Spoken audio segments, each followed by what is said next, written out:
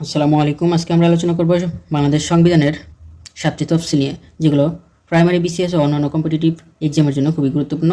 চ্যানেলটি সাবস্ক্রাইব করে সাথে থাকবেন। সংবিধানের তফসিল বলতে কি বোঝায়?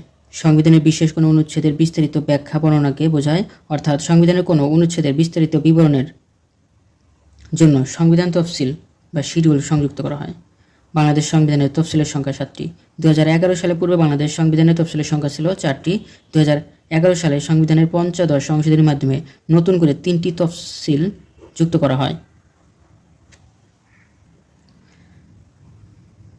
বাংলাদেশ সংবিধানের তফসিলগুলো 7টি তফসিলগুলো নিম্নে আলোচনা করা হলো।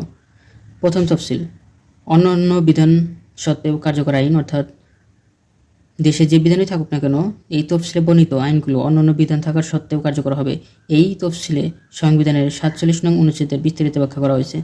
47 নং অনুচ্ছেদের বিস্তারিত ব্যাখ্যা করা হয়েছে 1 নং তফসিলে। 2 নং তফসিল, রাষ্ট্রপতি নির্বাচন, অর্থাৎ সংবিধানের 4র্থ সংশোধন আইন 1975-এর 30 ধারার বলে দ্বিতীয় তফসিল বিলুপ্ত, অর্থাৎ দ্বিতীয় তফসিল এখন আর কার্যকর নেই। ভিডিওটি ভালো লাগলে অবশ্যই একটি লাইক দিবেন।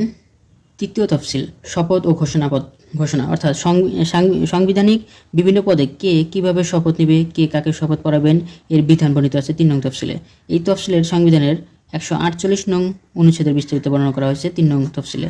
চতুর্থ তফসিল, ক্রান্তিকালীন ও অস্থায়ী বিধানাবলী, অর্থাৎ 1971 সালের 26 মার্চ থেকে 1972 সালের 16 ডিসেম্বর পর্যন্ত এই সময়ের মাঝে বাংলাদেশের নতুন সংবিধান প্রণয়ন ও কার্যকর করার আগ পর্যন্ত সময়কালকে বাংলাদেশ সংবিধানের ক্রান্তিকালীন বলে অভিহিত করা হয়েছে। তাই এই ক্রান্তিকালীন সময়ে বাংলাদেশের যথাযথ কর্তৃপক্ষ কর্তৃক প্রণীত ও গৃহীত এবং বাংলাদেশের প্রথম অস্থায়ী সরকার কর্তৃক প্রণীত ও গৃহীত আইন ও বিধানের বৈধতা প্রণয়ন করা হয়েছে। চতুর্থ তফসিলের মাধ্যমে সংবিধানের 150-এর 1 নং অনুচ্ছেদের বিস্তারিত ব্যাখ্যা প্রদান করা হয়েছে 4 নং অনুচ্ছেদে।